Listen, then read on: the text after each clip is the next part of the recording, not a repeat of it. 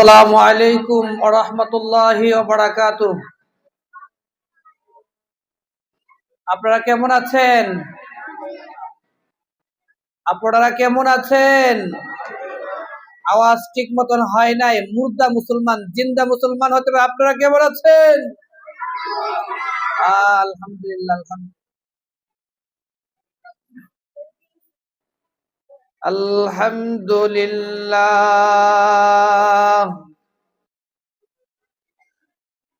আলহামদুলিল্লাহ নাহমাদুহু ওয়া নাস্তাঈনুহু ওয়া নাস্তাগফিরুহু ونؤمن به ونتوكل عليه ونعوذ بالله من شرور أنفسنا ومن سيئات أعمالنا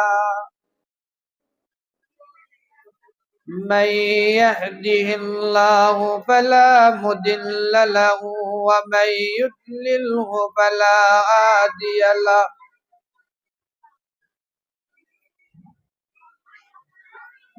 ونشهد أن لا إله إلا الله وحده لا شريك له ونشهد أن سيدنا وسندنا وحبيبنا وطبيب قلوبنا ومولانا محمدا عبده ورسوله الذي أرسله بالحق بشيرا ونذيرا وداعيا إلى الله بإذنه وسراجا منيرا فقد قال الله تعالى في كلامه المجيد وفرقانه الحميد أعوذ بالله من الشيطان الرجيم آمنوا كما آمن الناس أنه قال النبي صلى الله عليه وسلم اللهم بارك لنا في رجب وشعبان وبلغنا رمضان إن الله وملائكته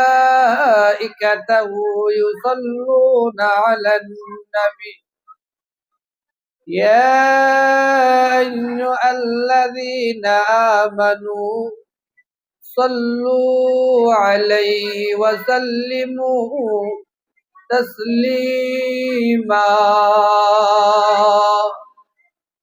প্রিয় হাজরিন, আমরা মহব্বতের সাথে আদবের সহিত দরদ নিয়ে দুরুদে ইব্রাহিম একবার পড়ব। এই দুরুদের ব্যাপারে আল্লাহ রাসূল সাল্লাল্লাহু আলাইহি সাল্লাম বলেন, ওই হাদিসটা আসছে মিশকাত শরীফের 921 নম্বর হাদিস। ওই হাদিসের মধ্যে রাহমাতুল লিল আলামিন তিনি বলেন, মান সাল্লা আলাইয়া ওয়াইদাতান সাল্লাল্লাহু আলাইহি আশরান, যে ব্যক্তি আমার উপর মহব্বতের সহিত আদব নিয়ে দরদ নিয়ে একবার দরুদ পড়বে, আমি রব তাদের উপর রাজি এবং খুশি হয়ে যাব। রাজি এবং খুশি হব তাই না, তাদের বড় বড় 10টি গুনাহ আমি আল্লাহ মাফ করে দেব। 10টি বড় বড় রহমত আমি তার উপরে নাজিল করব এবং 10টি বড় বড় মর্যাদা আমি বুলন্দ করে দেব। ব্যাখ্যার মধ্যে আসছে যে নাকি মহব্বতের সাথে দুরূদে ইব্রাহিম পড়বে, আল্লাহ সুবহানাহু ওয়া তাআলা তার 80 বছরের গুনাহ আল্লাহ মাফ করে দিবেন। তাহলে মহব্বতের সাথে পড়ুন। আমরা সবাই যারা এখানে আছি সবাই পড়ে, আর যারা আসছেন না এখানে চলে আসেন। এখানে যারা আসবেন তাদেরকে আল্লাহ সুবহানাহু ওয়া তাআলা সমস্ত গুনাহ মাফ করে দিবেন। এই ব্যাপারে হাদিস আসছে বুখারী শরীফের 6408 নম্বর হাদিস। ওই হাদিসের মধ্যে আল্লাহ রাসূল বলেন, যে ব্যক্তি এই দ্বীনি মজলিসে আয়েশা সুবহানাল্লাহ বলবে, আকাশ পরিমাণ গুনাহ যদি তার থাকে আল্লাহ সুবহানাহু ওয়া তাআলা তাকে মাফ করে দিবেন। তাহলে আমরা মহব্বতের সাথে একবার দুরূদ ইব্রাহিম পড়ি। আল্লাহুম্মা সাল্লি আলা মুহাম্মাদিন ওয়া আলা আলি মুহাম্মাদ কামা সাল্লাইতা আলা ইব্রাহিম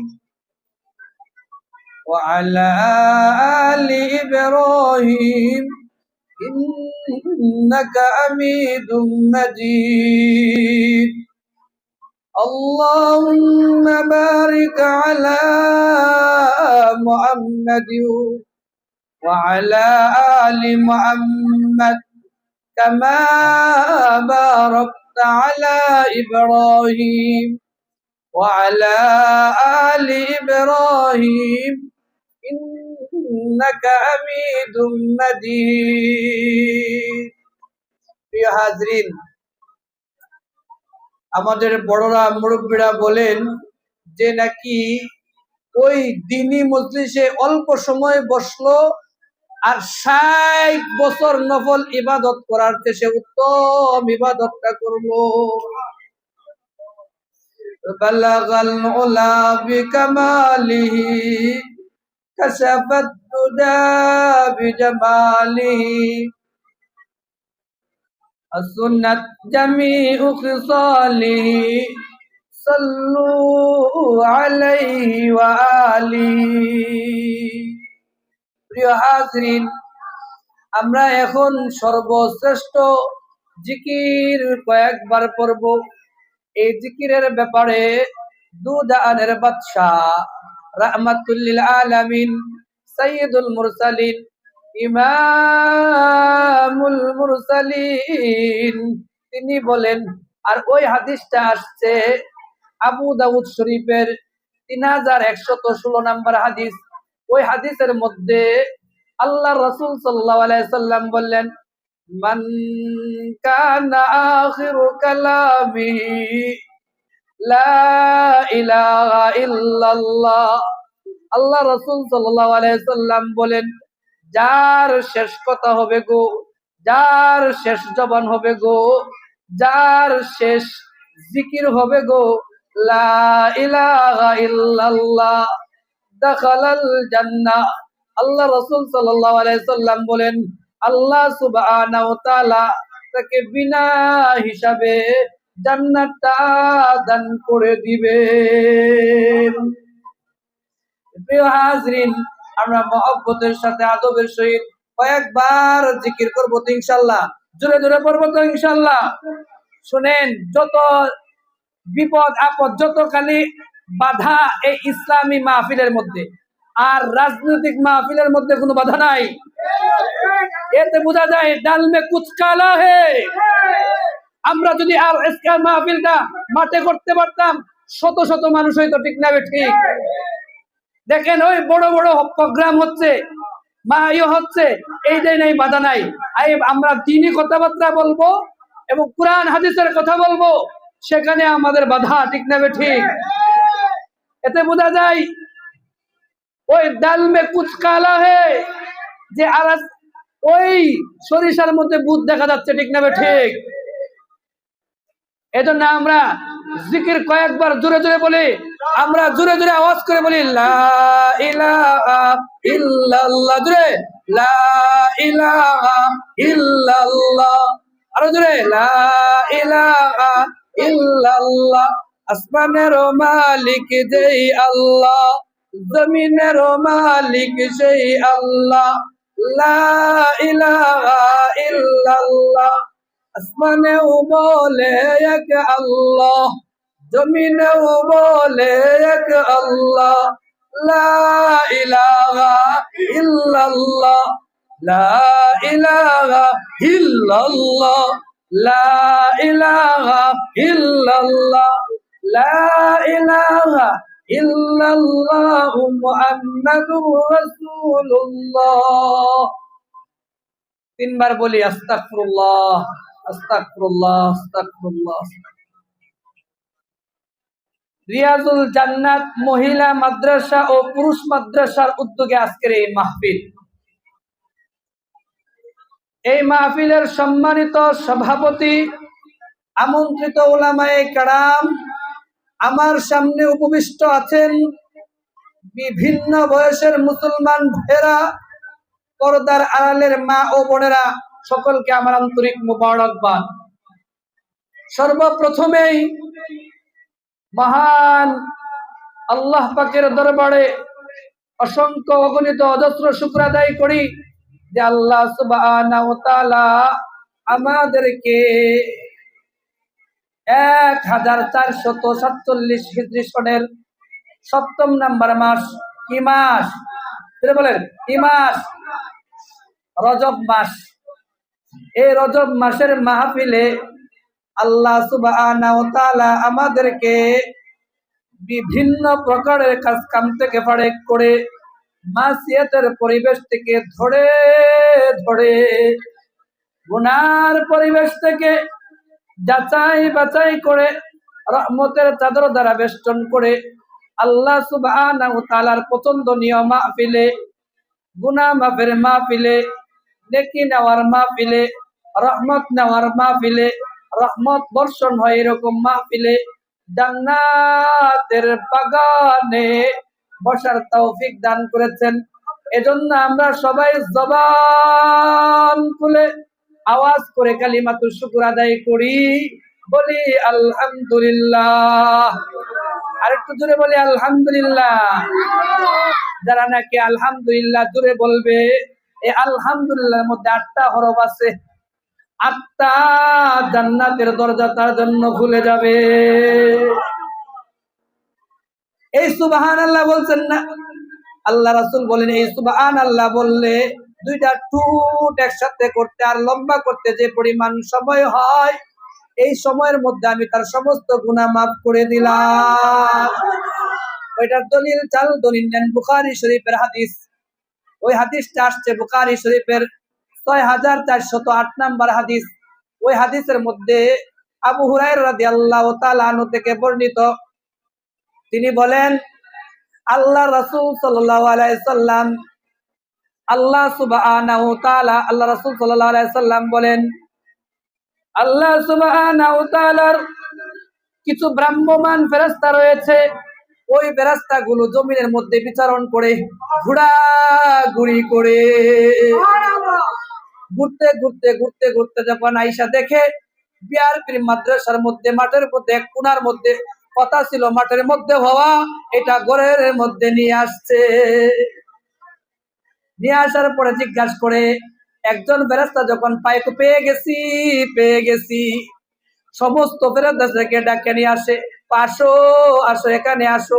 সমস্ত ফেরেশতারা এই জায়গাটাকে ডাকতে ডাকতে ডাকতে ডাকতে ডাকতে ডাকতে ডাকতে প্রথম আসমান পর্যন্ত চইলা যায়। আল্লাহ সুবহানাহু ওয়া তাআলা ডাক দিয়া বলেন, ও আমার রহমতের ফেরেশতারা, তোমরা এই জায়গাটা কেন ঢাকলা? ও আল্লাহ, তুমি তো সবেই জানো, তোমার কিছু বান্দারা, তোমার বন্ধুরা, তোমার রহমতের ফেরেশতারা এই জায়গাটাকে ডাকতে ডাকতে এই পর্যন্ত নিয়ে আসছে, কারণ হচ্ছে এখানে তোমার গুণগান গাওয়া হচ্ছে।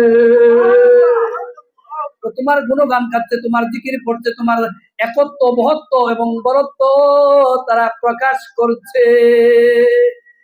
আল্লাহ সুবহানাহু ওয়া তাআলা বলেন, তারা যে আমার গুণগান গাচ্ছে, আমাকে তারা কি দেখছে?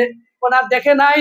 যদি তারা দেখতো, বাসায় বৈশা থাকতো না, তারা এই বিআরবি মাঠের কোনার মধ্যে চলে আসতো। আল্লাহ সুবহানাহু ওয়া তাআলা রহমতের ফেরেশতাদেরকে ডাক দিয়া বলেন, ও আমার রহমতের ফেরেশতারা, ওই কোনার মধ্যে বৈশা তারা কি চায়? ও আল্লাহ, তারা চায় আপনার কাছে দুইটা জিনিস চাই। ও কয়টা জিনিস চাই? ও দুইটা জিনিস চাই। ও দুইটা জিনিস কি?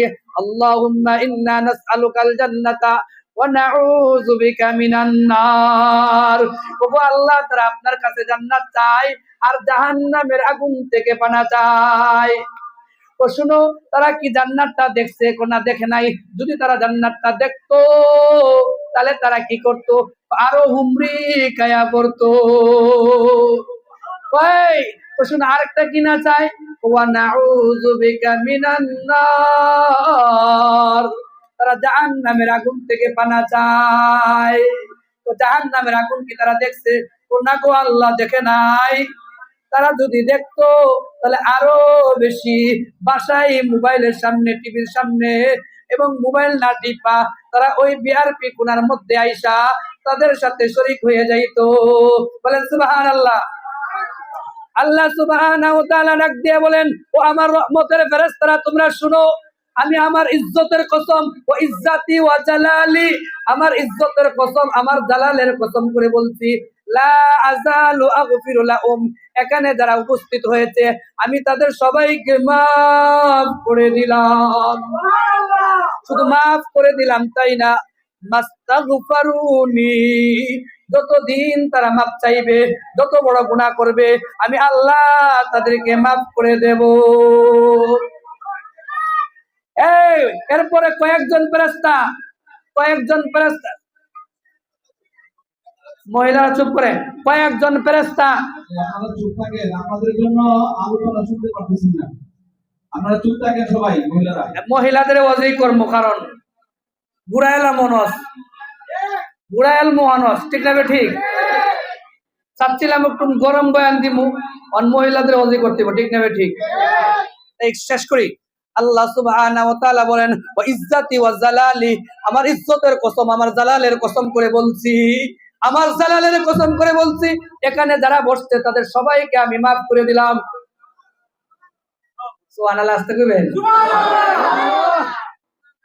ফেরেশতারা বলে, আল্লাহ গো, এখানে যে একজন আয়া সুকি মেরে গেছে গা, দেখে গেছে গা, তারা এখানে বসে নাই, ও তাদের সহ আমি আল্লাহ সবাইকে মাফ করে দিলাম। বলে সুবহানাল্লাহ। আমি বানায় বলছি, বুখারী শরীফের ৬৪০৮ নম্বর হাদিস। কিভাবে মাফ করবেন এটারও একটা হাদিস। ওই হাদিসটা বুখারী শরীফে 2 জায়গায় আসছে। ৭৫০৬ নম্বর হাদিস, ৩৪৮১ নম্বর হাদিস। এক ব্যক্তি বনি ইসরাইলের ঘটনা আল্লাহ রাসূল সাল্লাল্লাহু আলাইহি ওয়াসাল্লাম বর্ণনা করতে গিয়া, একজন ব্যক্তি খুব খারাপ, দুনিয়াতে এমন কোনো কাজ নাই সে করে নাই, করে দেওয়ার পরে বলতেছে, ওই সন্তানকে ডাকতেছে, এইদিকে আয়, আমি যে পরিমাণ গুনাহ করছি আল্লাহ তো আমাকে মাফ করবে না, তোরা আমি যখন মারা যাই তোরা আমাকে দাফন করিস না, আমাকে পুড়ে কিছু পানিতে, কিছু মাটিতে, কিছু বাতাসে উড়াইয়া দিবে। খুব শর্ট করে বলছি, কারণ মহিলাদের ওদের দায়িত্ব হইব, ঠিক না? বেটি সন্তানরা ট্রাই করছে। আল্লাহ বলেন, এই কোন ফায়াকুন, সুবহানাল্লাহ বলবেন না? এবার জান্দা চলে আসছে, আচ্ছা গায়ে তুই এই কাজটা কেন করলে? আল্লাহ তোমার ভয়, আমার ভয় তোর অন্তরে আছে, তোর জীবনের সমস্ত গুণ আমি মাফ করে দেব। কত নাম্বার হাদিস বলছি? 2 জায়গা, বুখারী শরীফের ৭৫০৬ নম্বর হাদিস, ৩৪৮১ নম্বর হাদিস বুখারী শরীফের। প্রিয় হাজরিন, আলোচনা ঘুরে মারলাম শুধু মহিলাদের জন্য। আপনারা চুপ থাকেন, তাহলে কিন্তু আপনাদের উপরে যাবো আজকে। এখন আসুন, আমরা সাহাবায়ে কেরাম, মা বাবার প্রতি কেমন ভালোবাসা ছিল। সাহাবায়ে কেরাম মা বাবাকে কেমন খেদমত করতেন, কেমন ভালোবাসতেন, আজকে এই ওয়াজ আমি আপনাদের সামনে করব। সাহাবায়ে কেরাম মাতা পিতাকে কেমন ভালোবাসতেন, এই ব্যাপারে এক হাদিস, ওই হাদিসটা আসছে মুসলিম শরীফের 2491 নম্বর হাদিস। আবু হুরায়রা রাদিয়াল্লাহু তাআলা আনহু থেকে বর্ণিত। আবু হুরায়রা রাদিয়াল্লাহু তাআলা আনহু তিনি বলেন, আমি ঘর বাড়ি বিটা মাটি বন্ধু বান্ধব পাড়া প্রতিবেশী জমি যা আছে সব রেখে মুসলমান হয়ে যাব, ইসলামে আমি প্রবেশ করব। আমার মাকে নিয়ে আমি মদিনায় মনোয়ারা চলে আসলাম। মদিনায় মনোয়ারা আসার পরে আমি আবু হুরায়রা মুসলমান হয়েছি, আমার মা মুসলমান হন নাই। আমি এই চিন্তায় চিন্তিত হলাম, আমি কান্নাকাটি করলাম আর বলতে লাগলাম, ওগো আল্লাহ, আমি জান্নাতে যাব আর আমার মা জাহান্নামের আগুনে জ্বলবে, এটা তো হতে পারে না। মাকে দিনের দাওয়াত দেয়, মা দিনের দাওয়াত কবুল করে না। শুধু কবুল করে না তাই না, তাকে বকাঝকা করে। একদিন আরেক দিন হঠাৎ যখন দাওয়াত দিল খুব শক্ত ভাবে, তখন মা তাকে প্রহার করলো। এই কান্না জনিত অবস্থায় চোখের পানি নিয়া রাহমাতুল লিল আলামিনের দরবারে উপস্থিত। রাহমাতুল লিল আলামিন ডাক দিয়ে বলেন, ও আবু হুরায়রা, তোমার চোখে পানি আমি সহ্য করতে পারি না, কারণ তুমি ইয়ামান থেকে বিটা মাটি আত্মীয় স্বজন বন্ধু বান্ধব পাড়া প্রতিবেশী সবাইকে রেখে তুমি চলে আসছো মদিনায়। তোমাকে কে কষ্ট দিয়েছে তুমি একটু বলো, আমি তাকে সাইজ করে দেব। তখন আবু হুরায়রা রাদিয়াল্লাহু তাআলা আনহু বলেন, ওগো আল্লাহর রাসূল, আমার মা আমারে মারছে। আল্লাহ রাসূল বলেন, এই কথা আমি শুনি না। সুবহানাল্লাহ বলবেন না? বর্তমান সমাজে কিছু কুলঙ্গার সন্তান আছে, মা বাবার নামে নালিশ করে, ঠিক না ঠিক? মা বাবার নামে বিচার দরবার চালিশ, এটা সুসন্তান না, এটা কুসন্তান, ঠিক না ঠিক? আল্লাহ রাসূল বলেন, মার নামে অভিযোগ আমি শুনবো না। আবু হুরায়রা রাদিয়াল্লাহু তাআলা আনহু বলেন, ওগো আল্লাহর রাসূল, আপনি আমাকে ভুল বুঝবেন না, আমি মার নামে নালিশ করি নাই গো আল্লাহর রাসূল। আমার মা জাহান্নামের আগুনে জ্বলবে, আমি এটা আবু হুরায়রা সহ্য করতে পারবো না। আপনি যদি আমার রবের কাছে দুইটা হাত তুলে দোয়া করেন, আপনার দোয়া তো আল্লাহ কবুল করেন। এই কথা শোনার সাথে সাথেই রাহমাতুল লিল আলামিন, সাইয়্যিদুল মুরসালিন, ইমামুল মুরসালিন, নবিউর রহমান দুইটা হাত আকাশের দিকে তুললেন, তিলা দোয়া করলেন, আল্লাহুম্মা হাদি উম্মা আবি হুরায়রাতা। ওগো আল্লাহ, ওগো আরশের মালিক আল্লাহ, তুমি আবু হুরায়রার মাকে ইসলামের মধ্যে প্রবেশ করাইয়া দাও। আবু হুরায়রা রাদিয়াল্লাহু তাআলা আনহু এই দোয়া শোনার পরে ভূত করে একটা দৌড় মারলেন, দ্রুত একটা দৌড় দিলেন। অন্য সাহাবারা তাকে আটকালো, বাধা দিল। তখন বলে, আরে ভাইরা, তোরা আজকে আমাকে বাধা দিস না, তোরা আমাকে আটকাইস না।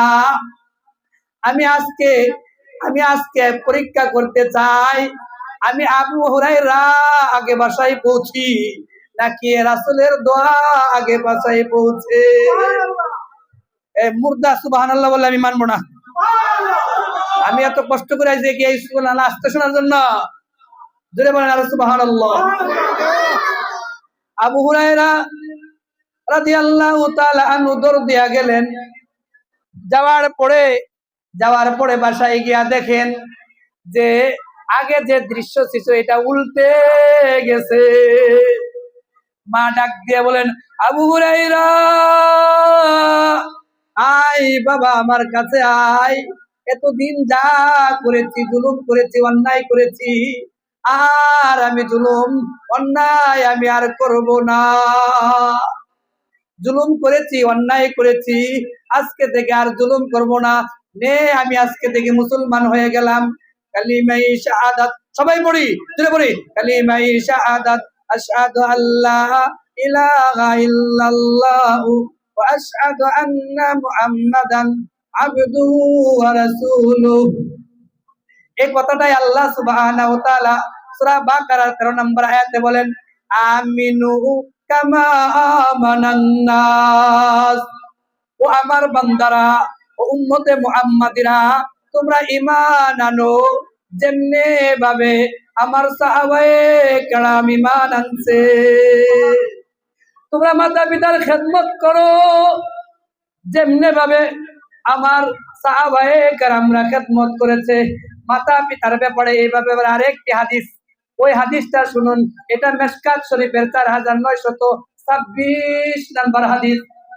আম্মা জান আয়েশা রাদিয়াল্লাহু তাআলা আনহা তিনি বলেন, আম্মা জান আয়েশা রাদিয়াল্লাহু তাআলা আনহা তিনি বলেন, আল্লাহ রাসূল সাল্লাল্লাহু আলাইহি সাল্লাম আমার কক্ষে নিদ্রায় গেলেন।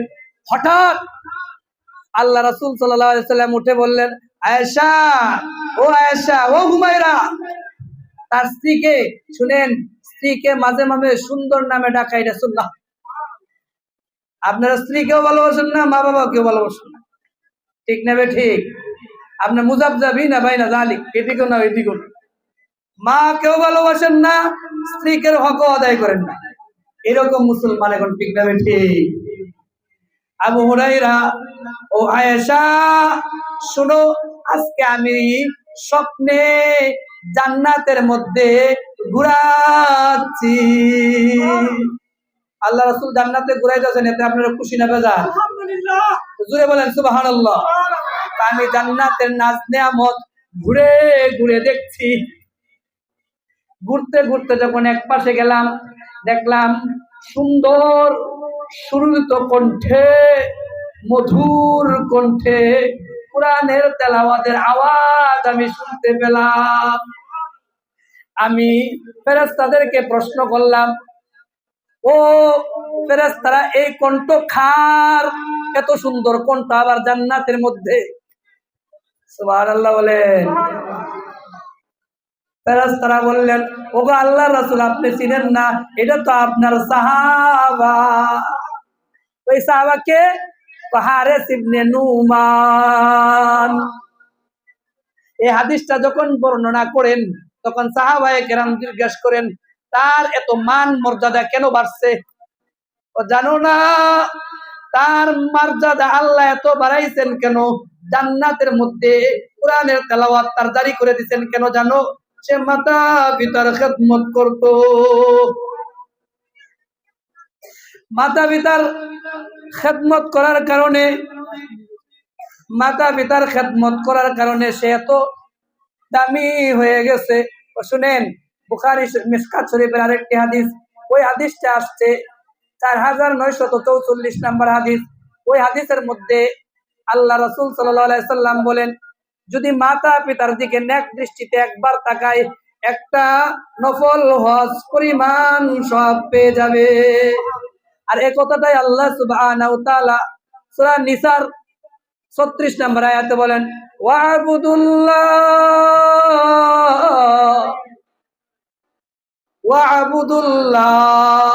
ও আমার, প্রথম কইছে কি জানেন? 1 ঘন্টা ওয়াজ করেন, এইভাবে সাজাইছি, অঙ্ক শেষ করে দেন, শেষ করে দেওয়া। আখির দাওয়ানা আলহামদুলিল্লাহ রাব্বিল আলামিন। তার আগে যদি আপনি বলতেন আধা ঘন্টা, তাহলে আমি আধা ঘন্টার ভিতরে বয়ান শেষ করব। এজন্য জি, আর সব তখন যদি কইতো যে আমরা 1 ঘন্টা ওয়াজ করলাম, যতক্ষণ নাই। যাই হোক, ওয়া'বুদুল্লাহ ওয়ালা তুশরিকু বি শাইআ। তোমরা আল্লাহর গোলামি করবা, আল্লাহর গোলামি করতে গিয়া খেয়াল রাখবা যেন তোমরা আল্লাহর সাথে কাউকে শরীক না করো।